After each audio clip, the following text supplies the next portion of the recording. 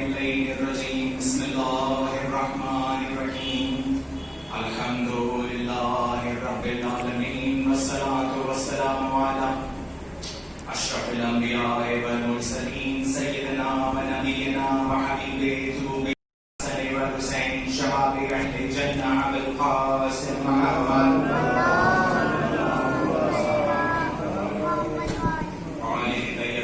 الطاهرين المعصومين المظلومين ولعنة الله على أعدائهم أجمعين من يومنا هذا إلى قيام يوم الدين أما بعد فقد قال رسول الله حضرت محمد المصطفى صلى الله عليه وسلم بسم الله الرحمن الرحيم الحسن والحسين إمامان فمعه حالا صلوات محمد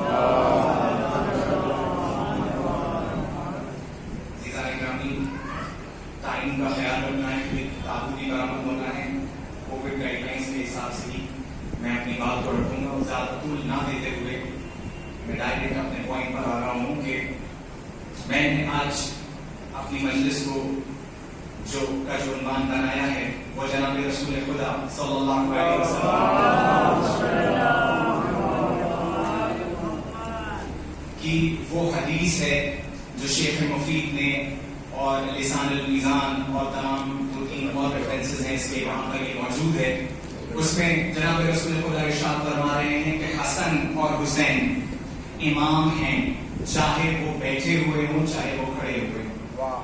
الحسن والحسین امامان قاما وقعدا یعنی کہ امام ہیں حسن اور حسین امام ہیں چاہے وہ کھڑے ہوئے ہوں چاہے وہ بیٹھے ہوئے ہوں. یہاں پر اس کا ترجمہ صرف علماء کرام نے اس طریقے سے کیا ہے کہ یہاں بیٹھنے اور کھڑے ہونے سے مراد نہیں ہے. حالانکہ سب سے ایزی انٹرپریٹیشن اس کا یہ بھی ہو سکتا ہے کہ امام واقعاً اگر کھڑا بھی ہوتا ہے اور بیٹھتا بھی ہے تو مشیت الہی سے. شیعت میں ولایت کا اور امامت کا جو کانسیپٹ ہے وہ پورا کا پورا صرف مشیت الہی سے چلتا ہے. اور یہاں پر اگر کوئی امامت کے منصب سے واقف نہیں ہے تو وہ پھر اس حدیث کے منزل تک نہیں پہنچ سکتا. رسول اللہ یہاں پر خاص طور سے امام حسنین علیہ السلام کو ایمفسائز کر کے بتا رہے ہیں, پوائنٹ کر کے بتا رہے ہیں کہ حسن اور حسین دونوں صورتوں میں امام ہیں چاہے وہ کھڑے ہوئے ہوں چاہے بیٹھے ہوئے. یعنی کہ حسن اور حسین کا کوئی بھی عمل ہوگا اگر حسین کا قیام ہوگا تو وہ بھی امام ہیں اور حسن کی صلح ہوگی تب بھی وہ امام ہے. یعنی کہ کوئی بھی عمل امامت میں شیعت میں ولی خدا کا صرف مشیت الہی کی طرف مشیت الہی کا ریفلیکشن ہوتا ہے. جو مرضی پروردگار ہوتی ہے وہی امام وہی ولی خدا اس زمین پر بجا لاتا ہے. یعنی کہ شیعت میں امام بنتا ہی وہ ہے جو اپنی انانیت کو اپنی ذات کو مرضی پروردگار میں فنا کر دیتا ہے, مرضی پروردگار میں فنا کر دیتا ہے. تاریخ میں اگر آپ تاریخ کا مطالعہ کریں تو تاریخ کا مطالعہ کرتے وقت ہمیں اس معرفت کی اس بصیرت کی ضرورت ہوگی جو ہمیں امامت کے منصب کو سمجھائے. اگر امامت کے منصب کو ہم نے نہیں سمجھا اور تاریخ کا مطالعہ بغیر بصیرت سے کیا تو ایسے بہت راوی اور بہت ہسٹورینز گزرے ہیں جنہوں نے صلح امام حسن اور قیام امام حسین علیہ السلام کو اس طریقے سے انٹرپریٹ کیا ہے کہ نعوذ باللہ حسن امن پسند تھے اور حسین امن پسند نہیں تھے. یعنی کہ حسین کو لڑنا گوارا گزرا اور حسن کو لڑنا گوارا نہیں گزرا. یہ والا جو انٹرپریٹیشن ہے یہ ان راویوں نے لکھا ہے, یہ ان اسکالرز نے لکھا ہے جو سیوڈو اسکالرز ہیں جن کے پاس نہ بصیرت ہے نہ معرفت ہے. یعنی کہ امامت کو نہیں بنا بغیر سمجھے ہوئے انہوں نے اس بات کو درج کیا ہے. لیکن چونکہ ہم بصیرت سے تاریخ کو بھی قرآن کو بھی بابصیرت آنکھوں سے پڑھتے ہیں, معرفت اہل بیت کے ساتھ پڑھتے ہیں, تو ہم رسول اللہ کی اس حدیث کو قاعدے سے سمجھ سکتے ہیں کہ صلح حسن بھی مشیت الہی تھی اور قیام حسین بھی مشیت الہی تھی. اب اس میں آپ دیکھیں کہ اتنے معصومین کی حیات طیبہ اور ڈفرنٹ سوشل اور پولیٹیکل سرکمسٹانسز, اور جب جس سچویشن میں جس سرکمسٹانس میں جو جس چیز کو ابھارنے کی جس چیز کو ظاہر کرنے کی ضرورت پڑی اس طریقے سے امام نے کام لیا. صداقت کی ضرورت پڑی تو صداقت کا پرچم سب سے اوپر لہرایا. مرضی پروردگار کی رضا پروردگار حاصل کرنے کی ضرورت پڑی تو امام علی رضا نے اس کا پرچم سب سے اوپر لہرایا. تقوی کی ضرورت پڑی, پاکیزگی کی ضرورت پڑی, ہر طرح سے امام نے اور معصومین نے اپنے زمانے میں اس صفت کو ابھارا جو زمانے کی ضرورت تھی. اسی طریقے سے جب ہم صلح امام حسن پر نظر ڈالیں گے تو وہاں پر بہت سارے ایسے سوشل اور پولیٹیکل سرکمسٹانسز ہیں جن کا مطالعہ کرنے کے بعد آپ کو یہ سمجھ میں آئے گا کہ صلح ہی وہاں پر قرآن پر عمل کرنا تھا. اور امام حسین علیہ السلام کے قیام کا مطالعہ کریں گے تو وہاں پر آپ کو پتا چلے گا کہ وہاں پر قیام کرنا ہی قرآن پر عمل کرنا تھا. درود پڑھیں محمد والے.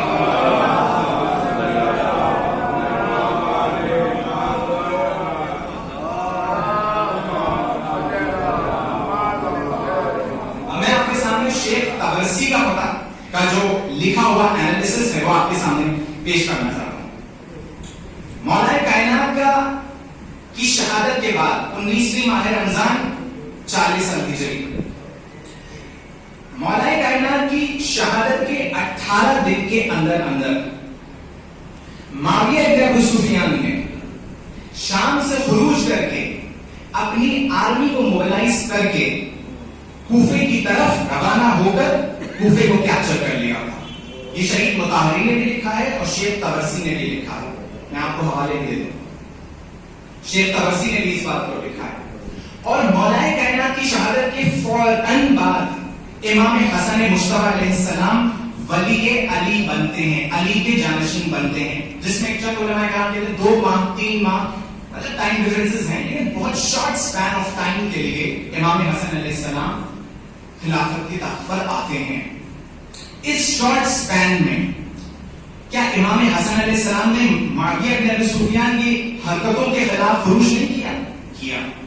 امام حسن علیہ السلام نے خروج کیا اور جنگ کری. اور پڑھا لکھا مجمع ہے, میں اشاروں میں بات کروں گا, اس کی زیادہ تفصیل میں نہیں جاؤں گا, کہ جب امام حسن علیہ السلام نے اپنے چاہنے والوں کے ساتھ جو خود یہ کلیم کرتے تھے کہ ہم مولا کے چاہنے والے ہیں, جو خود یہ کلیم کرتے تھے کہ ہم مولا کے چاہنے والے ہیں, امام حسن علیہ السلام کے ساتھ خروج کیا. اور امام حسن علیہ السلام اپنے ساتھیوں کو ایک بہت بڑا لشکر لے کر امام جو ہے معاویہ ابن ابی سفیان سے جنگ کرنے کے لیے, نابرد جنگ کرنے کے لیے آمادہ ہیں. لیکن وہاں پر مسئلہ یہ ہوتا ہے کہ جیسے ہی وہ لشکر اور وہ سپہ سالار امام حسن علیہ السلام کے لشکر کا, کہ جس کو امام حسن علیہ السلام نے آگے کی طرف بڑھنے کا حکم دیا اور کہا جا کے پڑاؤ ڈالو صفین کے پاس اور خیمے لگاؤ, اور وہ لشکر گیا. اور تقریباً لکھا جاتا ہے کہ 30,000 کا یہ لشکر تھا جس کو عبید اللہ ابن عباس لیڈ کر رہے تھے. عبید اللہ ابن عباس اس لشکر کو لے کر آگے بڑھے ہیں, انہوں نے پڑاؤ ڈالا ہے. اور ادھر سے معاویہ ابن ابی سفیان کا ریپرزنٹیٹیو آتا ہے, میسنجر آتا ہے, اور وہ ان سے کہتا ہے کہ اس جنگ کا کوئی فائدہ نہیں ہے, اس میں تمام جو سب مسلمان مارے جائیں گے, کوئی اس میں مصلحت نہیں ہے جنگ کرنے کے لیے. اور پھر پیسے کا لالچ. یہ مختار نامے سے بھی میں اگر آپ کے سامنے ایک بات عرض کروں کہ جناب مختار کے چچا نے یہ بات اس میں عرض کری ہے کہ جناب رسول خدا صلی اللہ علیہ وسلم نے ارشاد فرمایا تھا کہ ہر قوم کا ایک فتنہ ہوتا ہے اور میری قوم کا فتنہ پیسہ ہے, دولت ہے. تو یہ جو فتنہ ہے یہ کام کر رہا تھا اور آج بھی کام کر رہا ہے, یہ آج بھی کام کر رہا ہے. تو وہاں پر جب اس لشکر کو معاویہ اپنے ابو سفیان کے ریپرزنٹیٹیو نے پیسے کا لالچ دیا اور بہت طریقے کے لالچ دیے, میں پڑھنا نہیں چاہتا, اس کے بعد یہ لشکر پلٹ گیا اور وہاں سے ایک خبری کو بھیج دیا گیا, ایک میسنجر کو بھیج دیا گیا کہ وہ جو لشکر 30,000 کا امام آپ نے بھیجا ہے وہ شامیوں میں جا کے مل گیا, وہ شامیوں میں جا کے مل گیا. اب جی یہاں پہ جتنے بچے کچھ ساتھی تھے انہوں نے کہا وہاں تو بڑا اچھا منافع کا سودا ہوا ہے, بڑا اچھا فائدے کا سودا ہوا ہے, وہاں تو انہیں یہ بھی ملے گا, اتنی دولت بھی ملے گی, یہ بھی ہوگا وہ بھی ہوگا, ہمارا کیا. اب ان میں پینک کریٹ ہوا, اور پینک کریٹ ہونے کے بعد امام حسن علیہ السلام کا ساتھ انہوں نے چھوڑ دیا, جو کچھ لوٹ سکتے تھے امام کے آس پاس سب کچھ لوٹ لیا. اب یہ ہے کہ امام جس قالین کے اوپر, جس کارپیٹ کے اوپر عبادت کر رہے تھے, وہ کارپیٹ بھی نعوذ باللہ امام کے نیچے سے کھینچ گئے, امام کی ران تک کو انہوں نے شہید کر دیا. یہ سب کھلی ہوئی ہسٹری ہے, یہ کوئی ایسی ہسٹری نہیں ہے جو کسی کے سامنے نہ آیا. کوئی بھی کتاب تاریخ اسلام اٹھائیں وہاں پر یہ آپ کو موجود ہے. یہ انہوں نے کیا کہ امام حسن علیہ السلام نے, کہا جاتا ہے کہ امام حسن علیہ السلام کبھی کھڑے نہیں ہوئے, کبھی قیام نہیں کیا, امام حسن علیہ السلام نے قیام کیا. اور بات یہاں تک آ گئی کہ اس لشکر نے جب سیٹسفائی نہیں ہوا, جب مطمئن نہیں ہوا کہ ہمیں جو کچھ ملنا چاہیے تھا وہ ہمیں نہیں ملا, تو انہوں نے اس حد تک نیچے گر گئے کہ یہ طے کیا آپس میں کہ امام کو نعوذ باللہ شامیوں کے حوالے کر دیا جائے اور ان سے دولت لے لی جائے اس کے بدلے. اور امام شیخ طبرسی لکھ رہے ہیں یہ کتاب الاحتجاج میں والیوم 2 کہ امام ارشاد فرماتے ہیں کہ میں نے جب مجھے دو منصوبے میرے سامنے آئے, ایک دشمن کا منصوبہ تھا اور ایک میرے ساتھیوں کا, میرے دوستوں کا منصوبہ تھا. دشمن کا منصوبہ کیا تھا کہ حسن مجتبی سے اقتدار چھین لو, پاور اور رول چھین لو. اور ساتھیوں کا کیا منصوبہ تھا کہ امام کو شامیوں کے حوالے کر دو اور امام کے بدلے نعوذ باللہ دولت دے دی جائے. تو امام کے جملے ہیں, شیخ طبرسی لکھ رہے ہیں امام کے جملے, امام فرماتے ہیں کہ مجھے دونوں منصوبوں میں سے دشمن کا منصوبہ بہتر لگا. دشمن کا منصوبہ بہتر لگا کیوں؟ کیونکہ اگر میں ساتھیوں کے منصوبوں کے کامیاب ہونے دیتا تو اس میں ذلت اور رسوائی تھی امامت کے لیے. سے اس ذلت کو اور رسوائی کو دور رکھنے کے لیے منصب امامت سے اور امامت کی عصمت اور طہارت کو باقی رکھنے کے لیے اس وقت صرف اور صرف جو صحیح تھا وہ تھی صلح. وہ تھی صلح. تو صلح کی میں نے اس گراؤنڈ کے اوپر, اس کنڈیشن کے اوپر کہ معاویہ ابن ابو سفیان قرآن پر عمل کرے گا, معاویہ ابن ابو سفیان سیرت نبی سنت پیغمبر پر عمل کرے گا, اور جو بھی خلیفہ راشدین گزرے ہیں ان کے بعد ان کی سیرت پر عمل کرے گا, ان کے راستے پر چلے گا. اس کنڈیشن پر امام حسن علیہ السلام نے, اور بھی کنڈیشنز تھی میں آپ کے سامنے عرض کروں گا, یہ اس کنڈیشن کے اوپر صلح کری ہے امام حسن علیہ السلام نے. اور اس کے بعد یہ دکھانے کے لیے, یہ قیام قیامت تک یہ بات تاریخ کے اوراق میں درج کرانے کے لیے کہ حسن نے خروج کیا لیکن حسن کا ساتھ دینے والا کوئی نہیں تھا. بہت مظلوم امام ہے عزیزان کرام, بہت مظلوم امام ہے. امام حسین علیہ السلام کو جو انصار ملے, جو اصحاب ملے, جن کے لیے امام کے اپنے جملے ہیں کہ مجھ جیسے اصحاب جیسے ملے وہ میرے نہ بھائی کو ملے, نہ بابا کو ملے, نہ نانا کو ملے, ایسے انصار, ایسے اصحاب. لیکن امام حسن علیہ السلام بہت مظلوم امام ہے تاریخ اسلام پر, بہت مظلوم امام, کوئی ساتھ دینے والا نہیں امام کا. اس کے آگے اب میں آپ کے سامنے شیخ شہید مطہری کا انالیسس پیش کرنا چاہتا ہوں.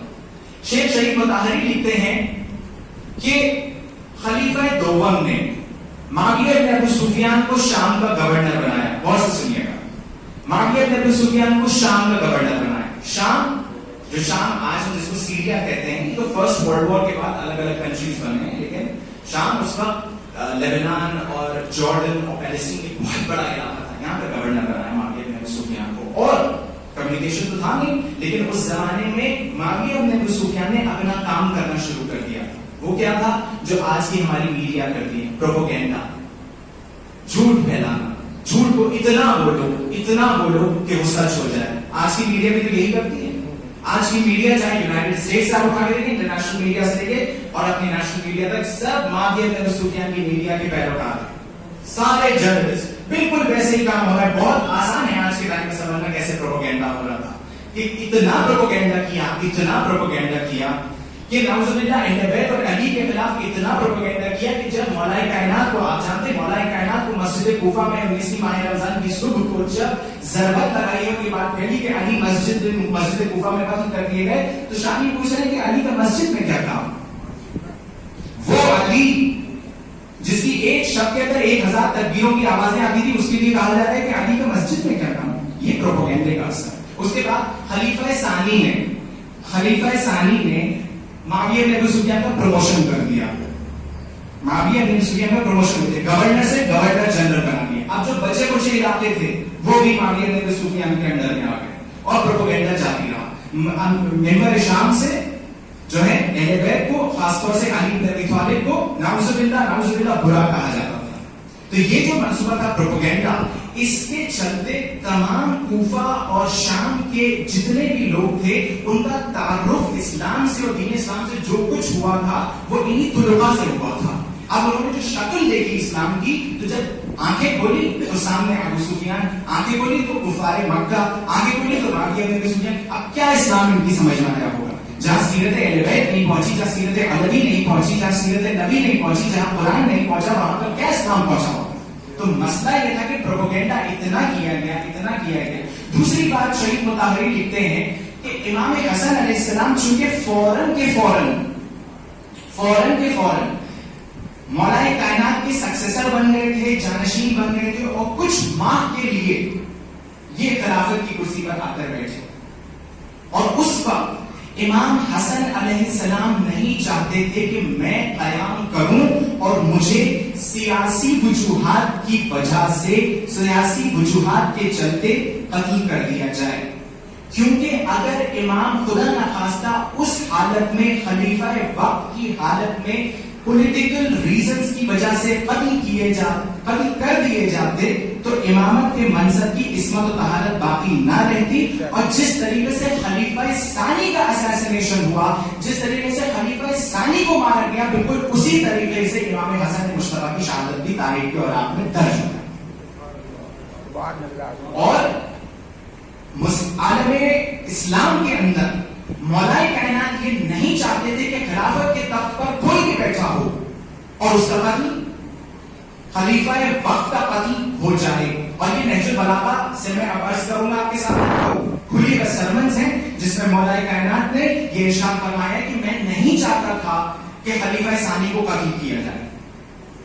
بہت زیادہ ان کے خلاف ریبل ہو رہا تھا, بہت زیادہ لوگ ان کے خلاف احتجاج کر رہے تھے, کرپشن ہو گیا تھا, امپریزنمنٹ ہو گیا تھا, پبلک ٹریجری کے ساتھ, پبلک فنڈ کے ساتھ خلق ملک کیا جا رہا تھا, چھیڑخانی کی جا رہی تھی, سب کچھ ہو رہا تھا, آفیسر سب کچھ کر رہے تھے خلیفہ ثانی کے. لیکن میں نہیں چاہتا, میں خلیفہ ثانی کے مولا کائنات کے یہ الفاظ درج ہیں نہج البلاغہ کے اندر کہ میں خلیفہ ثانی کے فیور میں نہیں تھا. میں یہ نہیں کہہ رہا تھا کہ خلیفہ ثانی صحیح اور وہ غلط ہیں. میں نے یہاں تک کہا کہ مجھے ڈر ہے کہ آپ کا قتل نہ کر دیا جائے اس خلافت کی کرسی پر, کیونکہ میں نہیں چاہتا کہ عالم اسلام کے اندر یہ نیوز پھیلے کہ مسلمانوں نے اپنے خلیفہ کو قتل کر دیا اور صرف سیاسی وجوہات کے چلتے. یہ نہیں ہونا چاہیے. اور میں یہ بھی نہیں کہہ رہا کہ وہ غلط ہیں, ان کی لافل ڈیمانڈز ہیں, ان کی جائز ڈیمانڈز ہیں, آپ کو ان کو پورا کر دینا چاہیے جس سے آپ عصمت اور طہارت خلافت باقی رہے. کم از کم عالم مسلمین میں, عالم اسلام میں یہ طہارت باقی رہے. اس لیے امام علی نے بھی اس چیز کا خیال رکھا اور امام حسن مصطفیٰ علیہ السلام نے بھی سیرت علوی پر عمل کرتے ہوئے, قرآن پر عمل کرتے ہوئے اس بات کا خیال رکھا کہ میں اس وقت خلیفہ وقت ہوں اور میں نہیں چاہتا کہ خلیفہ وقت کو قتل کر دیا جائے. اور دوسری بات, جب امام حسن مصطفیٰ علیہ السلام منبر پر ہیں اور خلیفہ وقت ہیں, ادھر پروپیگنڈے کے چلتے 18 دن کے اندر معاویہ بن ابی سفیان نے سب کو امام کے خلاف کر دیا. کوفے کا پولیٹیکل ایٹماسفیئر کیسا ہو گیا تھا؟ کوفے کا پولیٹیکل ایٹماسفیئر آپ سمجھیے. کوفے کے اندر میں کیا صفات بیان کروں کوفے والوں کی, آپ بہت اچھی طرح جانتے ہیں, لیکن بس اسی میں کچھ ایڈ کر دیجئے. اس میں خوارج بھی داخل ہو گئے. کون خوارج؟ یہ زمینی فتوحات کے خوارج پر بھی مولا کائنات کا جو ہے وہ سرمن ہے, اور خود نہج البلاغہ کے اندر خوارج پیدا کہاں سے ہوئے؟ خوارج پیدا یوں ہوئے کہ جتنی بھی خلیفہ اول سے لے کر خلیفہ ثانی تک جتنی زمینی فتوحات ہوئی, جتنا بھی ٹیریٹوریل کانکویسٹ ہوا, اس میں سب ایک ہی لکڑی سے ہانکے گئے. یہ جتنی ایک ہی لکڑی سے ہانکے گئے, بغیر قرآن, بغیر سیرت نبی, بغیر سیرت علوی کو بتائے ہوئے, وہ سب خوارج بن گئے. اور یہ جو خوارج تھے یہ علی کے بھی خلاف تھے, یہ بنی امیہ کے بھی خلاف تھے, یہ سب کے خلاف تھے. انہوں نے اپنی ڈیڑھ کی مسجد الگ بنا رکھی. انہوں نے کہا کسی کو برسر اقتدار نہیں آنے دیں گے, کسی کو برسر اقتدار نہیں آنے دیں گے. تو مسئلہ یہ تھا کہ پولیٹیکل ایٹماسفیئر میں کوفے کے کوئی بھی تیار نہیں تھا. سب کچھ کیا ہو گیا تھا؟ خوارج داخل ہو گئے تھے, ہپوکریٹس, منافق داخل ہو گئے تھے. اور بنی امیہ کے پروپیگنڈے کے چلتے جتنے بھکت تھے, بھکتی تب سے چل رہی. 2014 بھکتی جو ہے 2014 کا پروڈکٹ نہیں, یہ معاویہ بن ابی سفیان کے ٹائم سے چل رہی ہے کہ اس وقت بھی امام حسن مصطفیٰ علیہ السلام کے لیے تکلیفیں بڑھا رہے تھے. تو یہ جو پولیٹیکل ایٹماسفیئر تھا یہ بڑا خطرناک تھا. مس گائیڈڈ اور مس انفارمڈ لوگ تھے. اور دیکھیے قیام جب کیا جاتا ہے جب سامنے والا ہٹ دھرم ہو، کھل کر منافق ہو، کھل کر اسلام کا دشمن ہو، جیسے یزید بن معاویہ.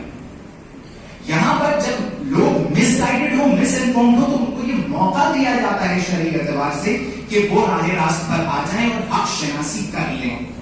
تو شرعی مسئلہ یہاں پر علامہ ہلی نے بھی اپنی کتاب شریعت الاسلام کے اندر لکھا ہے کہ صلح کب کی جاتی ہے. اس میں سب سے پہلی شرط یہ ہے کہ وہ مسلمان کے فائدے میں ہو، مسلمانوں کے فائدے میں ہو. دوسری بات فکس ٹائم کے لیے کی جائے، ہمیشہ کے لیے نہ کی جائے.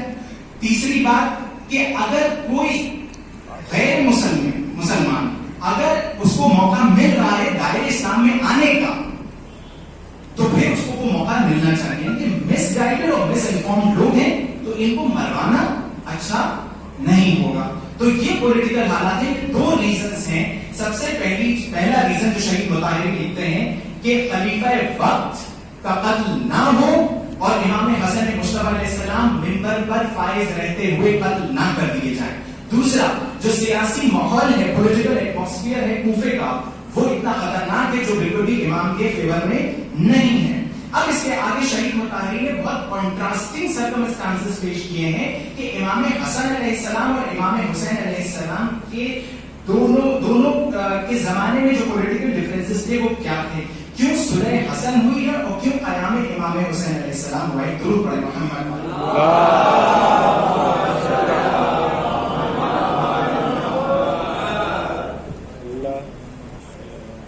سب سے پہلی چیز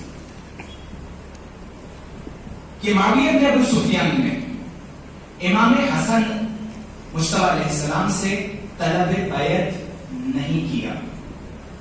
لوگ یہ سمجھتے ہیں کہ صلح کر کے امام حسن علیہ السلام نے بیعت کر لی. بیعت کرنا، ایلیجنس دینا الگ ہوتا ہے، صلح کرنا الگ ہوتا ہے.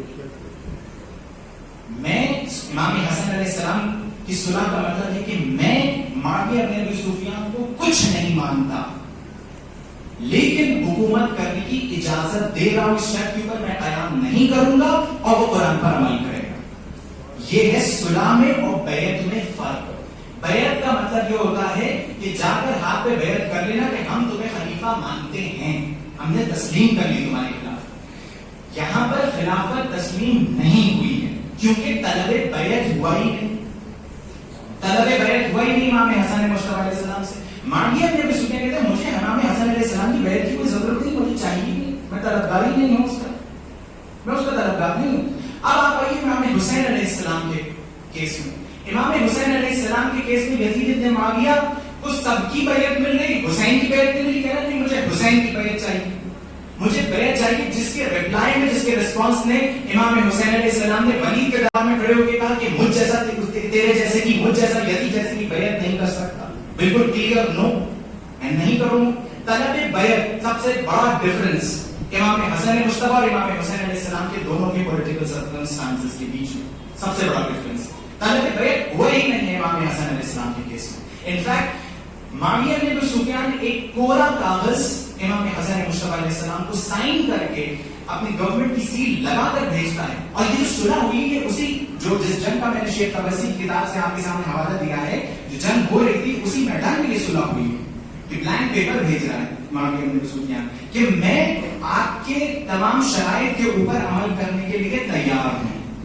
اب وہ شرائط ہیں جو اب معاویہ بن ابی سفیان کو عمل کرنے پڑیں گے، لیکن معاویہ بن ابی سفیان ابھی تک عمل ان پر نہیں کر رہا ہے. یہاں پر بھی صلح امام حسن علیہ السلام سے بنی امیہ ایکسپوز ہو رہے ہیں کہ یہ اقتدار کے لیے کل تک جو نہیں کرتے تھے وہ بھی کرنے کو تیار ہو جائیں گے.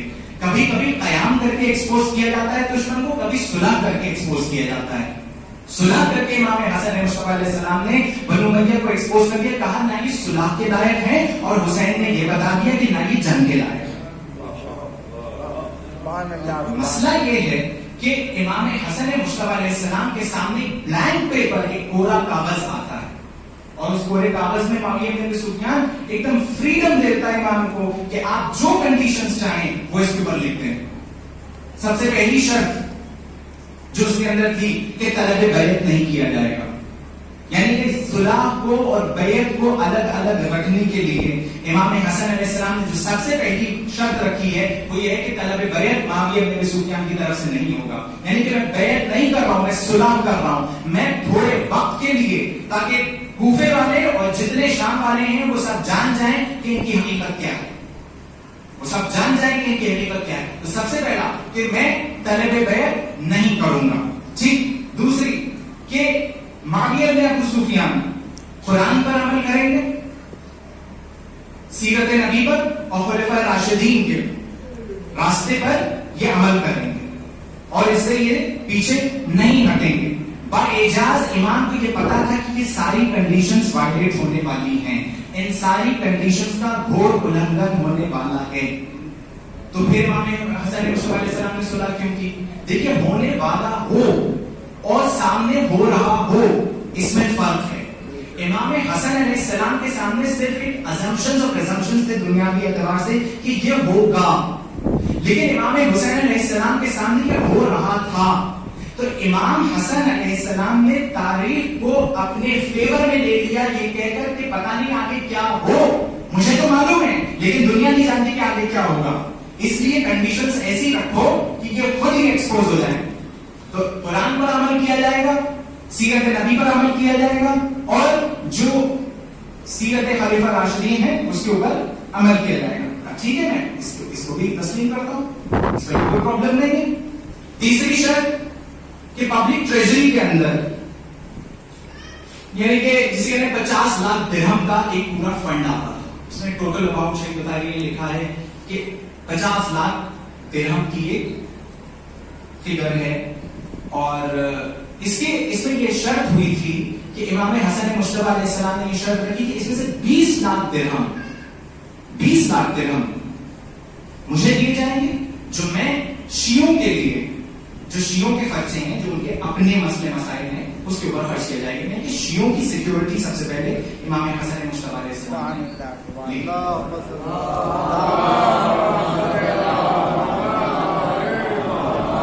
شیعوں کی سیکیورٹی کو سب سے پہلے انشور کیا ہے امام حسن مصطفیٰ علیہ السلام نے. اس کے بعد کہ سیریا, یعنی کہ جتنا بھی آج کا علاقہ ہے, شام, بصرہ, کوفہ, جتنے بھی شیعہ ہیں, خاص طور سے وہ جو مولا کائنات کے ساتھ صفین میں تھے, ان سے کوئی بھی گرجز, پرسنل گرجز, نفرتیں نہیں نکالی جائیں گی. ان کی وہ حفظ و امان میں رہیں گے, سرکار کے خلیفہ وقت کے حفظ و امان میں رہیں گے, ان کو چھوا نہیں جائے گا. وہاں پر بھی مولا کائنات کے چاہنے والوں کا خیال امام نے اس طریقے سے رکھا کہ کسی کو بھی فائنینشیل بھی اور فزیکل بھی ہر طریقے سے امام مصطفیٰ علیہ السلام نے شیعوں کی خیریت کو انشور کیا ہے, سیکیورٹی کو انشور کیا. یہ دیکھیں آپ سیرت امام. اور ان تمام شرائط کے بعد ایک آخری شرط یہ تھی کہ منبر شام سے مولا کائنات کو جو برا بھلا کہا جا رہا ہے, نعوذ باللہ, اور نازیبہ الفاظ مولا کائنات کی شان میں جاری کیے جا رہے ہیں, اس کو بند کر دیا جائے گا. اب سیرت علوی پر عمل کیا جائے گا. یعنی یہاں پر بھی بنی امیہ ایکسپوز ہو گیا کہ کل تک جو کر رہے تھے وہ آج اقتدار کے لالچ میں وہ کرنا بند کر دیں گے. یعنی کہ یہ دشمنی بھی کیریکٹر سے نہیں کرتے, یہ دشمنی بھی ایمانداری سے نہیں کرتے, ان کی دشمنی بھی بے ایمانی اور غداری کا ایک ثبوت ہے. درود بھائی محمد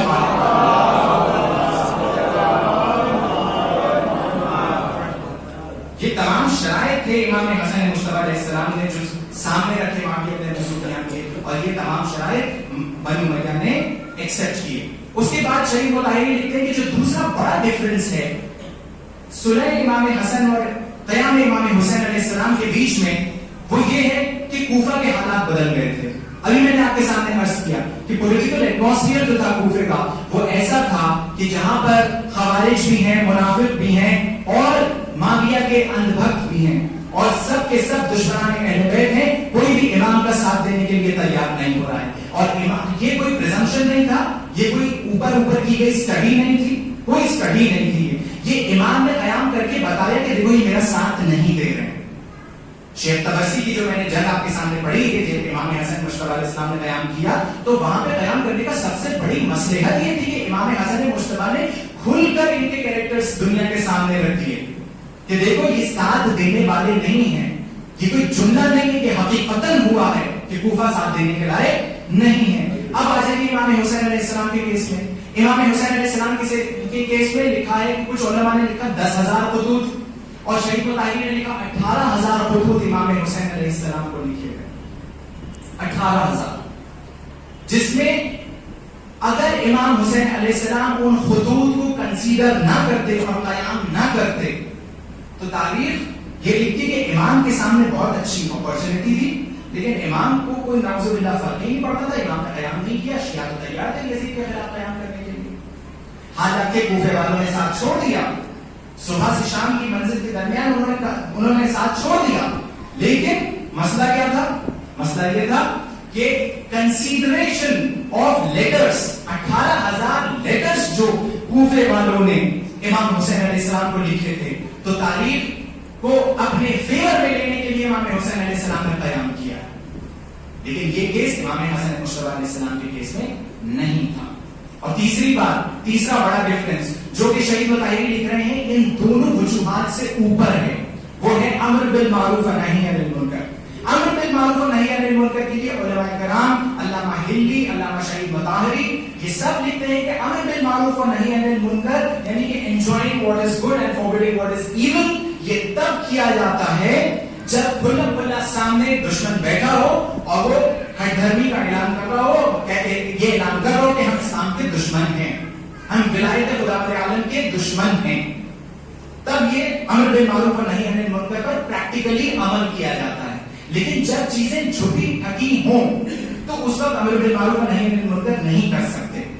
دونوں کے بیچ میں سب سے بڑا ڈفرنس یہ تھا کہ معاویہ بن ابی سفیان اور یزید بن معاویہ کے کیریکٹرز میں کوئی ڈفرنس نہیں تھا, لیکن ڈفرنس سب سے بڑا یہ تھا کہ معاویہ جو ہے وہ چھپا ہوا ہے اور یزید کھلا ہوا دشمن ہے اسلام. جب چیزیں چھپی ہوئی ہوں تو وقت دیا جاتا ہے کہ وہ چیزیں ایکسپوز ہو جائیں وقت کے ساتھ, اور یہ چیز ایکسپوز ہوئی کہ امام حسین علیہ السلام کے قیام کے وقت کوفہ بالکل تیار تھا اور بنو امیہ کے خلاف ہو گیا تھا, کیونکہ دیکھا تھا کہ کرپشن کس طریقے سے ہو رہا ہے, دیکھا تھا کہ کس طریقے سے ظلم و مظالم ڈھائے جا رہے ہیں کوفے کے اوپر. تو یہ تمام ریزنز کی وجہ سے امام حسین علیہ السلام نے قیام کیا اور امر بالمعروف و نہی عن المنکر کو بچا لایا. یہ تین بڑے ڈفرینسز ہیں. اس کے آگے سب سے امپورٹنٹ چیز یہ ہے کہ جو میری مجلس کا عنوان ہے کہ حسن اور حسین, رسول اللہ کی یہ حدیث کہ حسن اور حسین امام ہیں, چاہے وہ کھڑے ہوئے ہوں چاہے وہ بیٹھے ہوئے ہوں, ہر صورت میں امام ہیں. یعنی کہ رسول اللہ نے پہلے ہی اس بات کا اعلان کر دیا تھا کہ سیرت حسنین دو صورتوں میں سامنے آئے گی, دو صورتوں میں سامنے آئے گی جو بے بصیرت اور بے شعور لوگوں کے لیے ایک پرابلم ایسی بن جائے گی کہ لوگ تاریخ میں یہ لکھیں گے کہ حسن مجتبی حسین سے بالکل الگ تھے. لیکن با بصیرت اور با معرفت لوگ اس بات کو سمجھ جائیں گے کہ حسن کی صلح اور حسین کا قیام دونوں ایک ہی سکے کے دو پہلو ہیں. اور وہی بات آج رہبر معظم سید علی خامنہئی نے عرض کری ہے کہ صلح حسن بالکل ایکولنٹ ہے, بالکل وزن میں اور عصمت میں اور عمل میں شہادت حسین کے. رہبر معظم کے الفاظ آج ہی کے کہ صلح حسن جو ہے وہ بالکل برابر ہے شہادت امام حسین علیہ السلام. جب شہادت آسان تھی, جینا مشکل تھا, تو امام حسن علیہ السلام نے شہادت کو چھوڑ کر جینا آپٹ کیا, اس کو چوز کیا. جب شہادت مشکل تھی اور جینا آسان تھا تو امام حسین علیہ السلام نے شہادت کو چنا. کبھی کبھی جینا جو ہے وہ مرنے سے زیادہ مشکل ہو جاتا ہے. امام حسن علیہ السلام نے ایسے ہی سچویشن میں, ایسے ہی حالات میں جی کے دکھایا اور بنی امیہ کو ایکسپوز کیا کہ میں نے تمام شرائط کے باوجود بھی, اور جو صلح کے اوپر شک اٹھاتے ہیں, جو علماء کرام, جو بھی سیڈو اسکالرز, جو بھی ہسٹورینز نے لکھا کہ صلح حسن جو تھی وہ تسلیم خلافت بنی امیہ تھی, وہ سیرت امامت سے واقف نہیں ہے, ان کے پاس بصیرت نہیں ہے, اس عقیدت تک پہنچنے کے لیے صلاحیت چاہیے، معرفت چاہیے، شعور چاہیے، بصیرت چاہیے، اور سب سے بڑی بات مشقت چاہیے. خوارجوں کی طرح اسلام سمجھ کر کبھی آپ امامت کے منصب کو نہیں سمجھ سکتے. امامت کے منصب کو سمجھنے کے لیے آئے تطہیر کے مفہوم کو سمجھنا پڑے گا. جب تک آئے تطہیر کے مفہوم کو نہیں سمجھیں گے، جب تک باعث قرآن اور حدیث کے اعلان کو نہیں سمجھیں گے، جب تک ولایت کے نظام کو نہیں سمجھیں گے.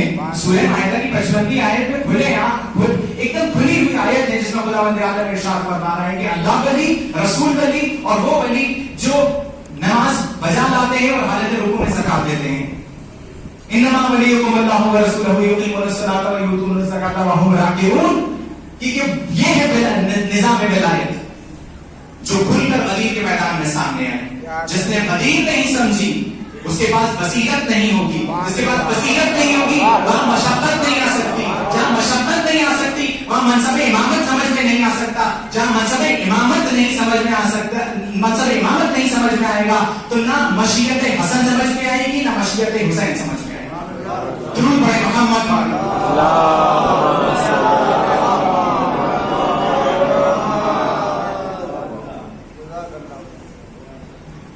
باوجود بھی اب زیادہ ٹائم نہ لیتے ہوئے میں نے بہت شارٹ میں آپ کے سامنے یہ پوائنٹس رکھے.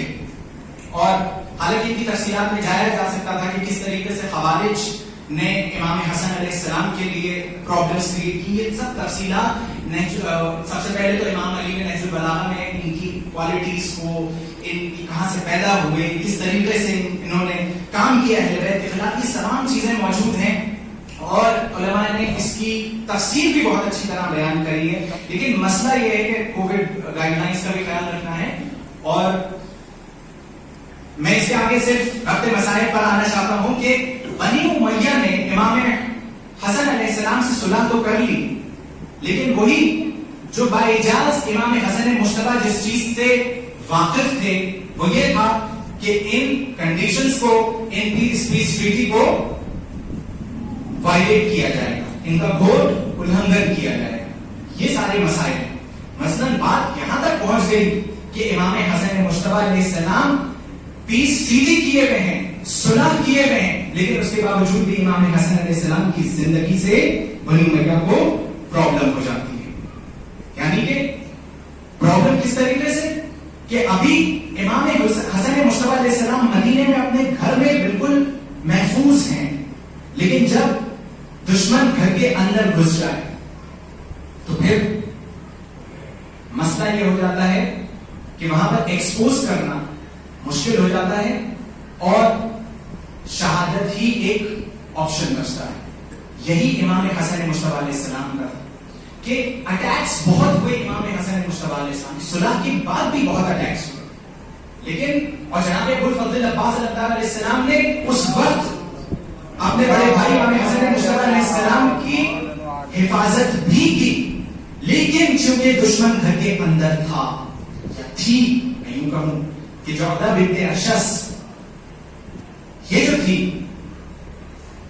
تو امام حسن مجتبی علیہ السلام کی نکاح میں، لیکن کام بنی امیہ کا کیا. کس طریقے سے کہ سرکار نے، اس وقت کی سرکار نے بنی امیہ کی وہ زہر جو کہ کئی موقعوں پر دیکھیے امام حسن مجتبی علیہ السلام کو لکھا ہے کہ 6 مرتبہ تقریباً 6 مرتبہ پہلے زہر دیا جا چکا، لیکن امام حسن علیہ السلام پر اثر نہیں ہو رہا تھا. یعنی ہاشم کا خون تھا، اثر نہیں ہو رہا تھا. لیکن ایک وہ بھی آیا، درود پڑھیں محمد علیہ.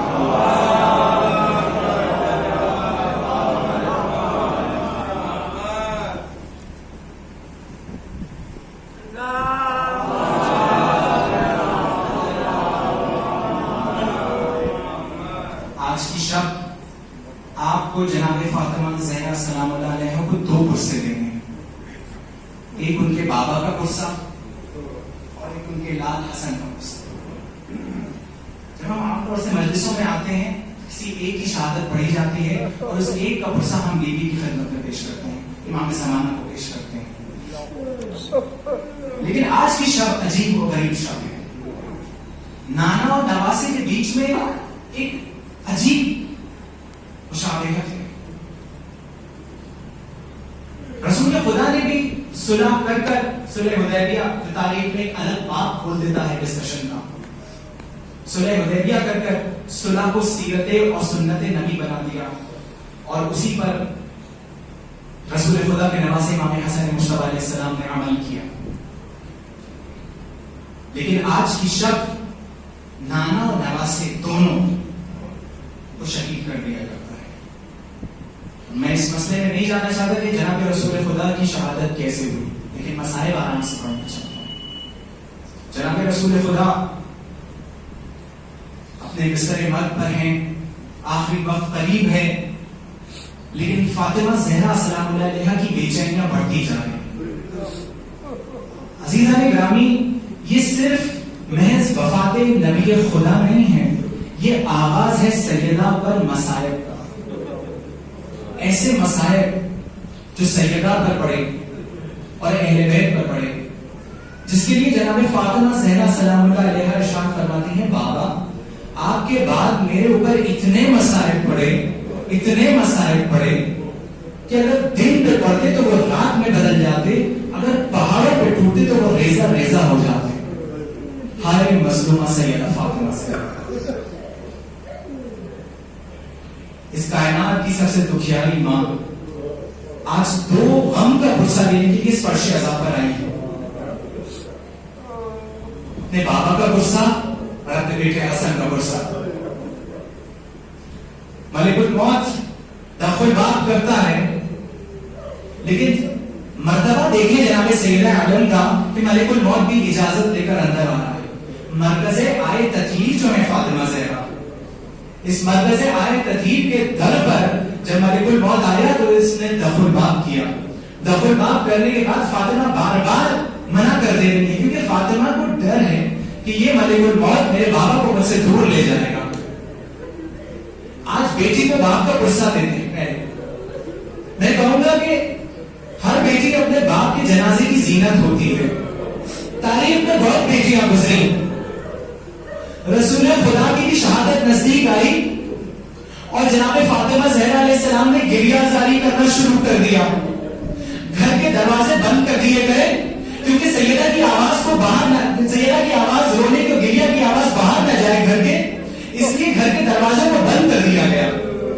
میں کہوں گا کہ بنی ہاشم کی عورتوں کا اتنا خیال, لیکن اور بھی بیٹیاں ہیں اس تاریخ اسلام میں جو اپنے باپ کی جنازے کی زینت بنیں گی. 19ویں ماہ رمضان کی وہ شب بھی وہ صبح بھی آئے گی جب زینب و کلثوم اپنے دروازے پہ کھڑے ہو کر علی مرتضیٰ کا انتظار کر رہی ہوگی کہ بابا کو کلین میں لایا جا رہا ہے, اور علی اپنے چاہنے والوں کو دور بھیج دیں گے کہ زینب و کلثوم کی آواز کسی نامحرم کے کان میں نہیں آنی چاہیے. لیکن ایک بیٹی ہے جو کربلا میں, جس کا سن 4 سال کا ہے عزیزوں, جس کا سن 4 سال کا ہے. میں کہوں گا بی بی فاطمہ زہرا علیہ السلام آپ کی خدمت میں ہاتھ جوڑ کر کہوں گا, بی بی ذرا کوفے میں آئیے اور کوفے کے بعد ذرا کربلا میں آئیے. ایک بیٹی ہے جو شام غریبہ مقتل کی طرف جاتی ہے اور چلاتی رہتی ہے بنیا بنیا, اور اس کٹے ہوئے لاشوں میں سے آواز آتی ہے سکینہ میں ادھر ہوں, تیرا بابا ادھر آ جا.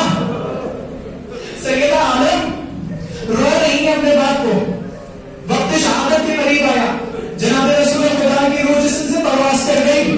اہل بیت نبوت نے گریہ زاری کرنا شروع کیا اور غسل و کفن دیا. لیکن کتنا مجبور نبی تھا, کتنا غریب نبی تھا کہ جب وہ نبی جو خاتم النبیین تھا, تمام انبیاء کا سردار تھا, جب اس کا وقت غسل و کفن آیا تو کوئی اس کے جنازے میں شامل نہ تھا. سب سقیفہ میں مشغول تھے, لیکن اہل بیت نبوت جو تھے اس سے رسول کے غسل و کفن میں مشغول تھے, اور رسول اللہ کو غسل دیا گیا. علی مرتضیٰ نے غسل دیا, کفن دیا, اور اس کے بعد نبی کا جنازہ اٹھا اور جھکنے کے بعد دفن کر دیا گیا. میں کہوں گا نبی یا نبی اللہ ذرا مدینے میں آئیے. سن 50 ہجری ہے, 28 سفر ہے, ایک تابوت مدینے کے گھر سے نکلا جس کے اوپر 70 تیر چلائے گئے. گئے. وہ زہر حلال آپ کے نواسے کو دیا گیا ہے جس کے لیے معاویہ بن ابی سفیان نے کہا تھا کہ اگر ایک تالاب میں ایک زہر کا قطرہ ڈال دیا جائے تو اس تالاب کی ساری مچھلیاں مر جائیں گی. اس تالاب کی ساری مچھلیاں مر جائیں گی. اور کس طریقے سے امام کو زہر دیا گیا؟ آدھی رات کو, کیونکہ امام حسن مصطفیٰ علیہ السلام آدھی رات کو پیاس لگتی تھی, اٹھ کر پانی پیتے تھے. امام حسن کے سرہانے امام حسین علیہ السلام کا بستر ہے اور برابر میں جناب زینب سلام اللہ علیہ کا بستر ہے. دبے پاؤں جوہرہ بنت اشعث آتی ہیں اور آنے کے بعد اس پانی کے اندر وہ زہر ملا دیتی ہیں اور خاموشی سے اس حجرے سے باہر چلی جاتی ہیں. اور امام حسن علیہ السلام جب اٹھے, اس کٹورے کو اٹھایا, پانی کے کٹورے کو اٹھایا اور فرمایا انا للہ و انا الیہ راجعون وزن بمزارع وتسلیما لامرہ. یہ جملے امام حسین علیہ السلام نے تب بولے تھے جب علی اصغر کا لاشا اٹھایا تھا. تاریخ اسلام میں حسن نے یہ جملے تب دوہرائے ہیں جب وہ زہر کا کٹورا اٹھایا اور پینے سے پہلے یہ جملے حسن مصطفیٰ جاری کر رہے ہیں انا للہ و انا الیہ راجعون وزن بمزارع وتسلیما لامرہ. اللہ کی رضا ہے اس نے کی. بس امام حسن مصطفیٰ علیہ السلام نے ایک گھونٹ پانی پیا, پانی کو پینا تھا, پانی جیسے ہی اندر گیا, پیٹ کے اندر گیا, وہ جب امام حسن مصطفیٰ علیہ السلام تڑپنے لگے, کٹورا گر گیا. بس جیسے ہی یہ اٹھا, زینب چونک کے اٹھی. دیکھیے زینب جتنا امام حسین علیہ السلام سے محبت کرتی ہے نا, اتنا ہی امام حسن سے کرتی ہیں, اتنا ہی امام حسن مصطفیٰ علیہ السلام سے کرتی ہیں. ابھی تو زینب سامنے دیکھ رہی ہے بھائی کا, بھائی جو ہے وہ آخری وقت میں اپنے بستر پر دوڑ رہا ہے, لیکن وہ وقت بھی آئے گا جب تینوں زینبیہ سے زینب حسین ابن علی کو ذبح ہوتے دیکھی تھی. وہ وقت بھی قریب آئے گا. ہمارے زینب کی محبت کہ زینب اچانک سے اٹھتی ہے اور اٹھنے کے بعد کہتی ہے بھیا کیا ہوا. بس امام حسین علیہ السلام اور سب لوگ جمع ہو جاتے ہیں. امام حسن علیہ السلام تھوڑی دیر میں طے کرنا شروع کرتے ہیں. اب جو امام حسن علیہ السلام نے طے کرنا شروع کی تو دشت میں جگر کے ٹکڑے, میں کہوں گا مولا یہاں پر جگر کے ٹکڑے ہوئے, ذرا کربلا کے میدان میں آئیے.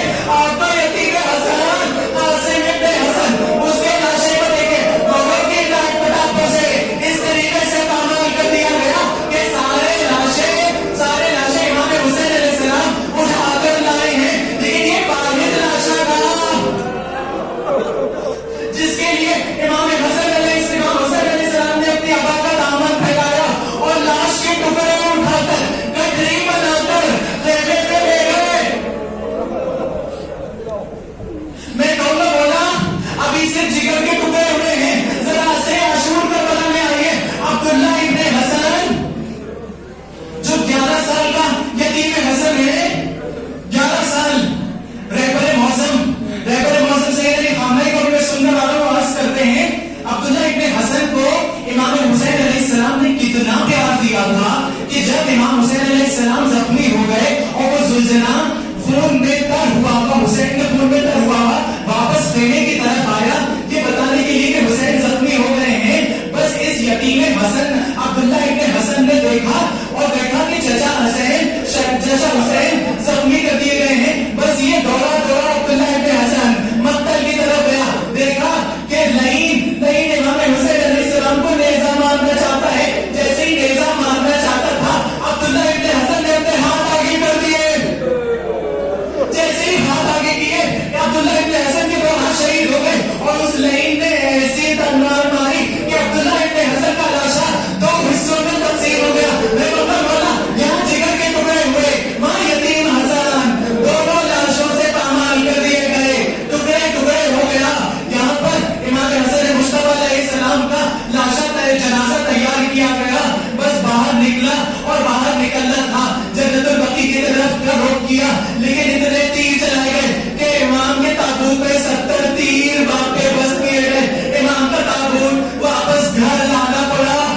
ایک واحد معصوم شخصیت ہے جو اتنا مصدوم ہے جس کا جنازہ واپس گھر میں واپس آیا ہے, لوٹ کر گھر میں واپس آیا ہے. زینب نے جنازے کو دیکھا کہ جنازہ گیا تو ٹھیک تھا,